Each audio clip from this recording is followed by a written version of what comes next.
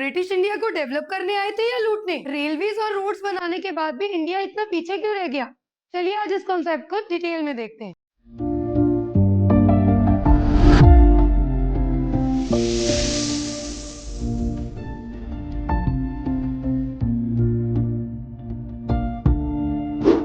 Hey this is Pallavi and this is our channel Pallavi Edison. तो आज हम इंडियन इकोनॉमी का सबसे पहला चैप्टर शुरू कर रहे हैं, state of Indian economy on eve of independence. तो इसमें हमने ये चीज देखनी है कि ब्रिटिशर्स से पहले और ब्रिटिशर्स के आने के बाद क्या क्या इम्पैक्ट पड़ा इंडिया पे, क्या क्या इंडिया की कंडीशन हुई एग्रीकल्चरल सेक्टर में, इंडस्ट्रियल सेक्टर में और फॉरेन ट्रेड के मामले में। तो हमने ये चीज देखना है ब्रिटिशर्स के आने पे इंडियन इकोनॉमी की क्या हालत हुई, वो आज हम एक बार इस चैप्टर में वन बाय वन देखते हैं। तो इंडियन इकोनॉमी या इंडिया की इकोनॉमी ब्रिटिश रूल से पहले कैसे थी? देखो, सारा कुछ डिपेंडेंट था एग्रीकल्चर पे, प्राइमरी ऑक्यूपेशन हमारी एग्रीकल्चर थी।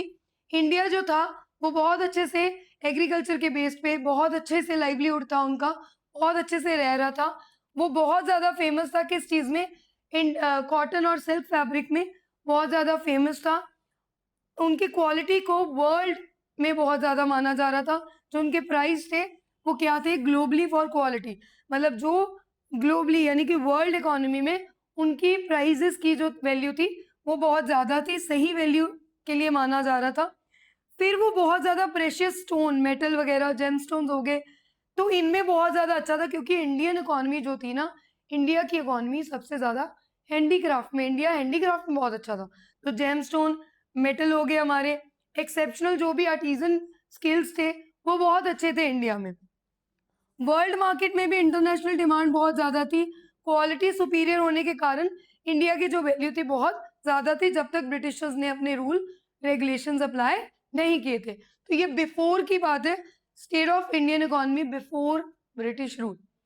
इसके बाद क्या हुआ वन बाय वन, जब ब्रिटिशर्स आए तो उन्होंने क्या किया ऐसा कि इंडिया की वैल्यू जो थी, इंडिया की हालत जो थी वो डाउन जाती गई।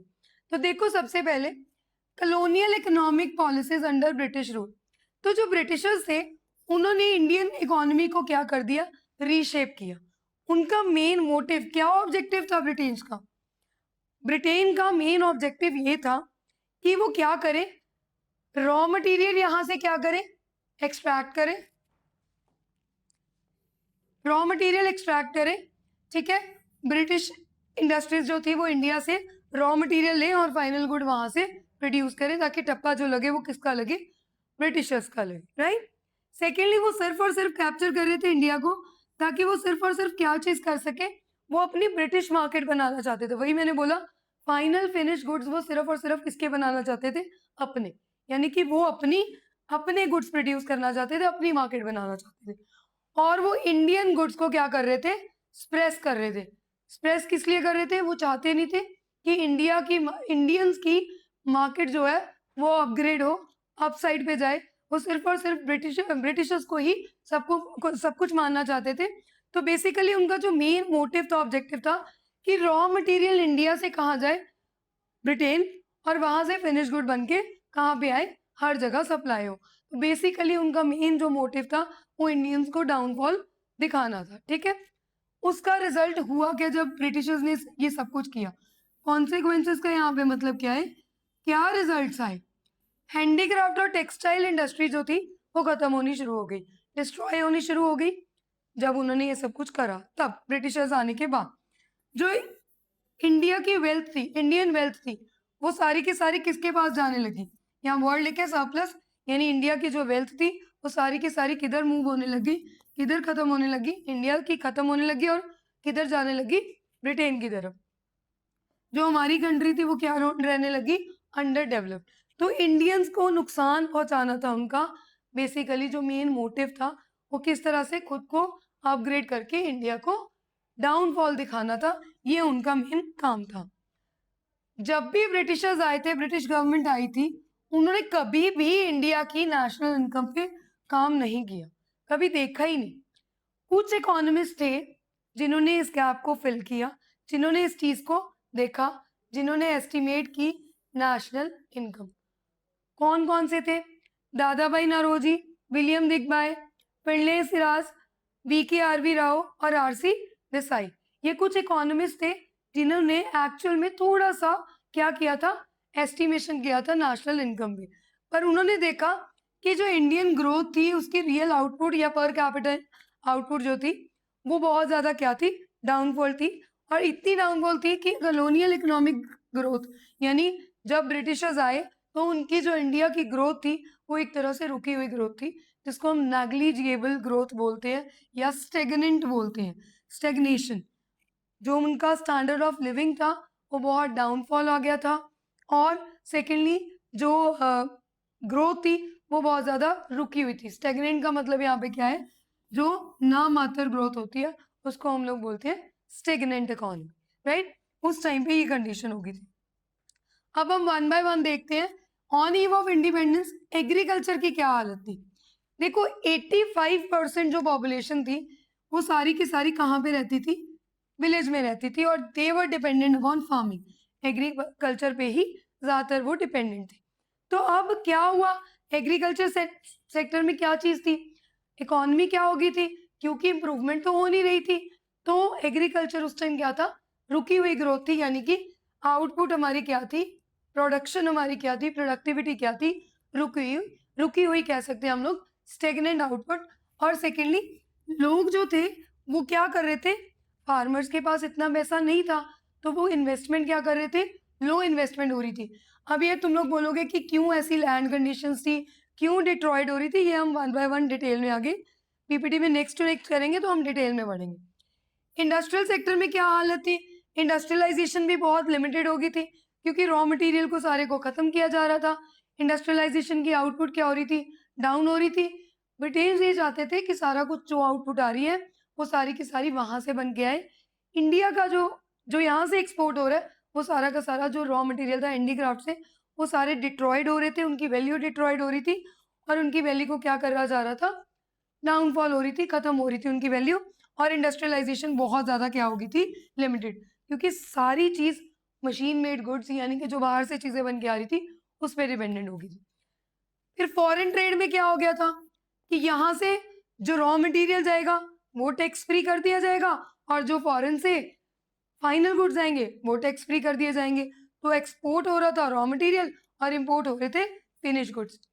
अब देखो कोई भी चीज़ है, जितनी मर्जी तुम लोग कोई चीज़ बना लो, जब तुम इंटरमीडिएट गुड्स जितना मर्जी रॉ मटेरियल यूज़ करी जाओ इंडिया का, लेकिन जो फाइनल ठप्पा है वो किसका लग रहा था, ब्रिटिशर्स का।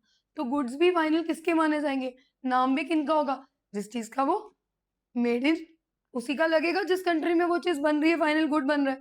फाइनली जो जहाँ पे प्रोड्यूस होगा वो उसी का क्या लगेगा, स्टैंप लगेगा। तो फाइनल गुड कहाँ से आ रहा था, वहां से आ रहा था ब्रिटिशर्स से, ब्रिटिशर्स के द्वारा। और ये चीज़ क्या हो रही थी, एक्सपोर्ट क्या हो रहे थे, हमारे जो ठप्पे लग रहे थे वो सिर्फ और सिर्फ रॉ मटेरियल के हो रहे थे। डेमोग्राफिक कंडीशंस क्या थी, जन्म और मरण दोनों रेट क्या थे, बहुत ज़्यादा, बर्थ रेट और डेथ रेट बहुत ज़्यादा हाई थे, पढ़े लिखे लोग बहुत कम थे, गरीबी बहुत ज़्यादा फैल रही थी। तो उस टाइम पे जो कंडीशन थी agriculture sector, industrial sector, foreign trade की, ये एक बेस था। वन बाय वन हम डिटेल में कर रहे हैं, बट ये इंडियन इकोनॉमी चैप्टर जो फर्स्ट उनकी स्टेट क्या थी, इंडिया का क्या हाल था, वो हम ये वन बाय वन देखते हैं।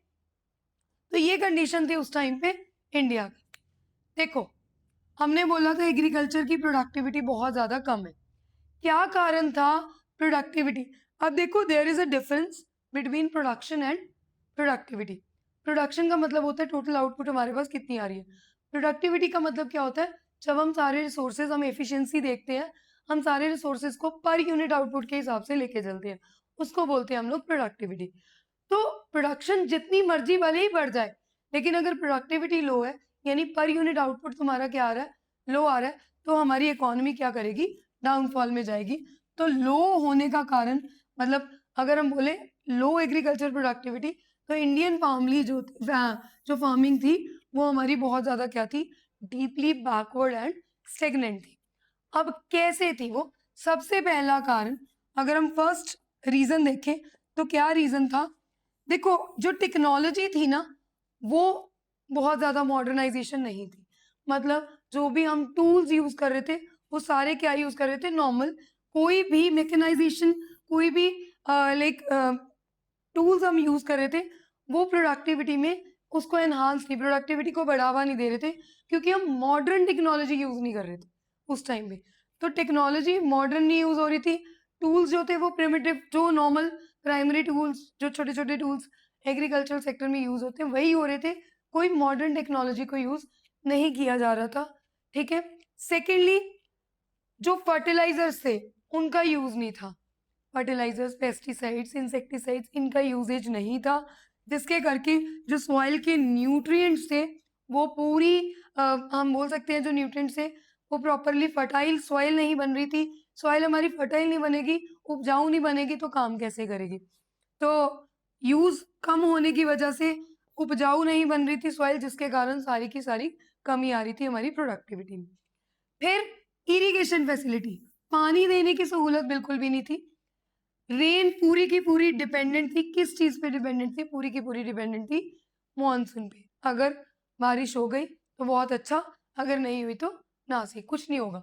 तो कैनाल सिस्टम उस टाइम, जो वेल हमारा इंफ्रास्ट्रक्चर था वो उस टाइम पे नहीं था, सिस्टम बहुत ज्यादा इनएडिक्वेट था, irrigation facilities were not there उस टाइम पे, इसी करके सारी की सारी कमी आई। फिर लोगों के पास पैसा ना होने की वजह से प्रोडक्टिविटी में इम्प्रूवमेंट होना इम्पॉसिबल था। लोगों के पास पैसा नहीं था, वो इन्वेस्टमेंट कर ही नहीं सकते थे, दे डोंट हैव कैपिटल, उनके पास कोई पैसा नहीं था कि वो इन्वेस्टमेंट कर सके।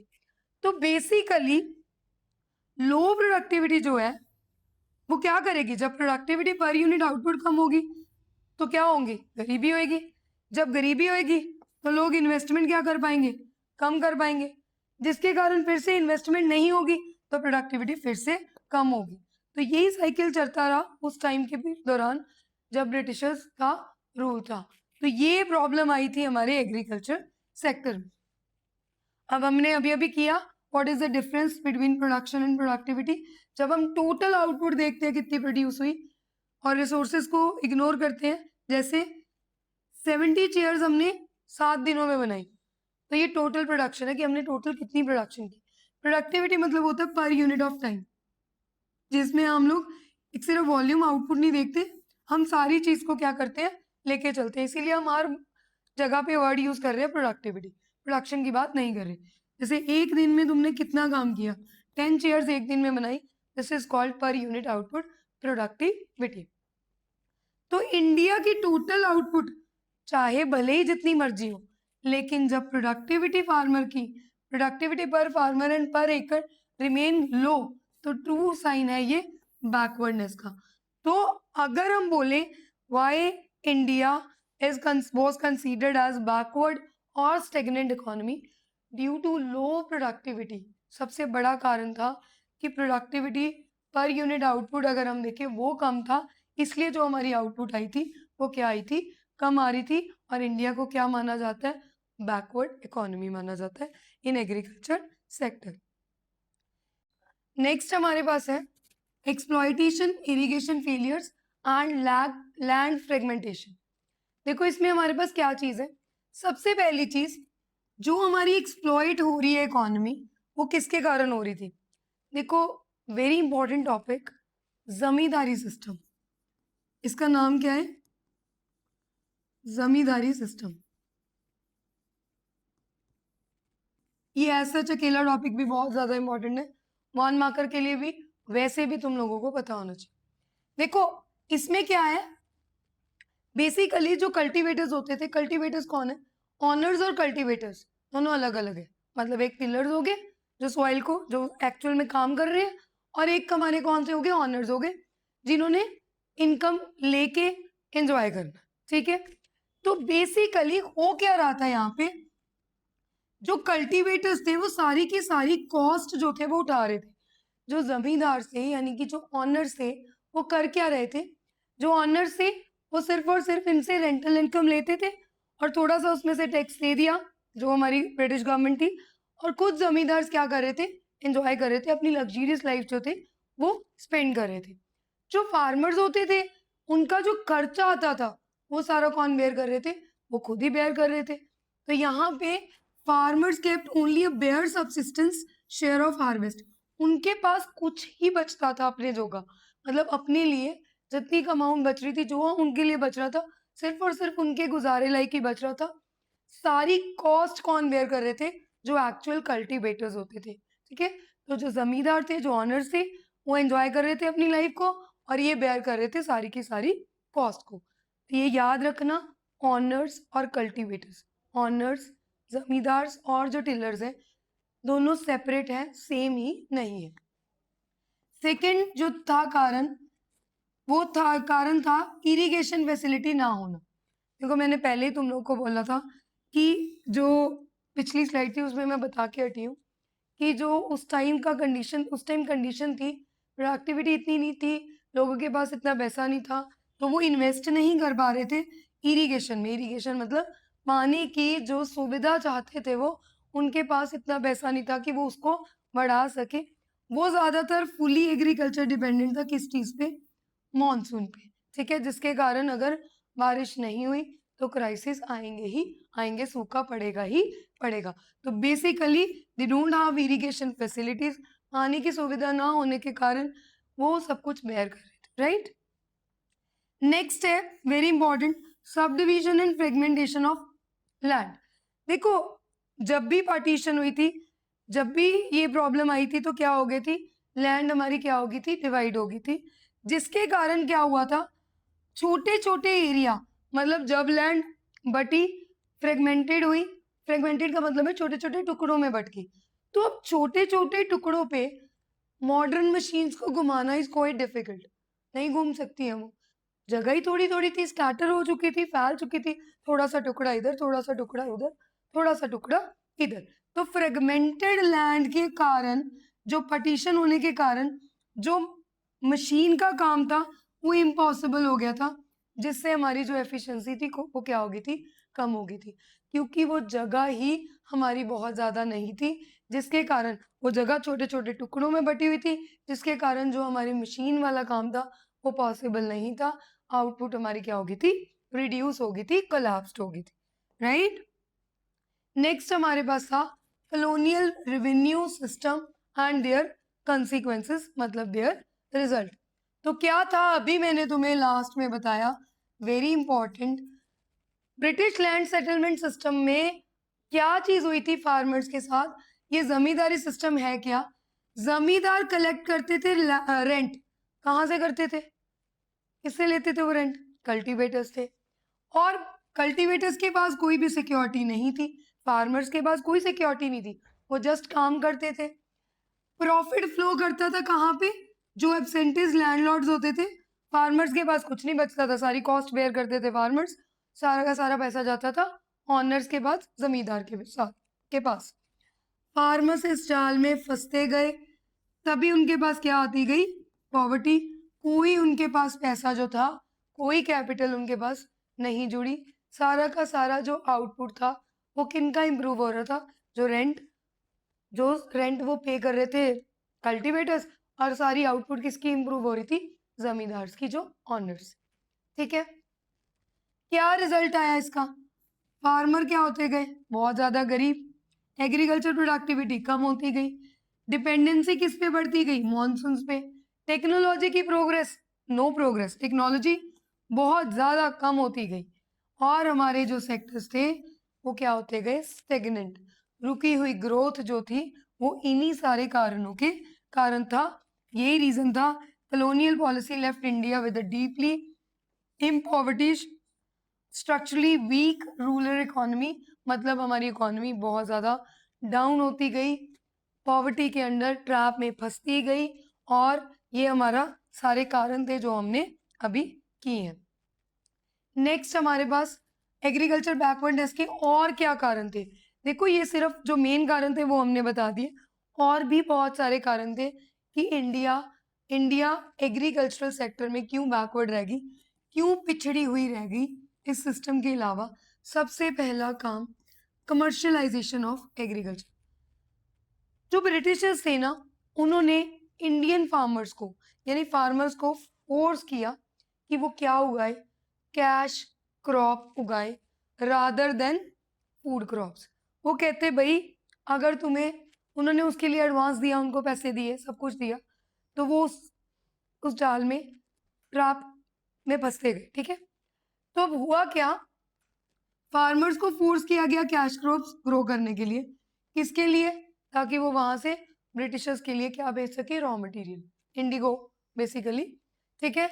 इकोनॉमिक गेन्स बायपास्ट कल्टीवेटर्स, उनका क्या मेन काम था, debt and food shortages followed. वो कहते उन्होंने फोर्स किया, फार्मर्स को मजबूरन कैश क्रॉप्स उगाने पड़े, जिससे क्या प्रॉब्लम हो गई, जो कल्टीवेटर्स था उनके पास अपने जगह कुछ नहीं बचा। उनको ऐसे लगा सबसिस्टेंस फार्मिंग करते करते वो कौन सी फार्मिंग करने लगे, कमर्शियलाइजेशन, मतलब फूड क्रॉप्स की जगह कैश क्रॉप्स। तो इससे ब्रिटिशर्स को क्या फायदा था, रॉ मटेरियल किसका तैयार हो रहा था, ब्रिटिशर्स का। तो एक्सप्लॉइट कौन हुए, इंडियन फार्मर्स। तो वो एक्सप्लॉइट हुए ड्यू टू कमर्शियलाइजेशन, क्योंकि वो अपने उधार में फूड शॉर्टेजेस में फंसते गए, वो उनके लिए काम करी गए, कैश क्रॉप्स उगाते गए, रॉ मटेरियल उगाते गए। फिर एक इम्पैक्ट पड़ा था पार्टीशन का, जब इंडिया पाकिस्तान अलग अलग हुए तब क्या फर्क पड़ा, fertile lands and key regions, jute areas lost to East Pakistan. वो सारे के सारे उधर जो फर्टाइल लैंड थी, अच्छी वाली लैंड थी, वो सारी किधर चली गई, पाकिस्तान की तरफ चली गई। और हमारी आउटपुट क्या हो गई, एकदम से डाउन, क्योंकि जो हमारी लैंड थी वो इतनी फर्टाइल नहीं थी, उपजाऊ नहीं थी, आउटपुट जो थी एकदम से क्या हो गई, डाउन हो गई। फिर इन्वेस्टमेंट बहुत कम थी। देखो, जो ब्रिटिशर्स थे उन्होंने ना इरिगेशन में, ना किसी सॉइल इम्प्रूवमेंट में, फर्टिलाइजर्स में, किसी भी चीज में पैसा लगाया ही नहीं। जब उन्होंने पैसा ही नहीं लगाया तो आउटपुट कहाँ से आती, इन्वेस्टमेंट लो थी। Farmers too poor and insecure to invest in modern method, they don't have, मतलब उनके पास इतना कैश नहीं था, इतना सरप्लस नहीं था, इतना पैसा नहीं था कि वो खुद से कुछ कर पाए। ब्रिटिशर्स ने उस चीज़ में इन्वेस्टमेंट करी नहीं है, उन्होंने सिर्फ और सिर्फ फार्मर्स को, इंडियन फार्मर्स को एक्सप्लॉइट किया।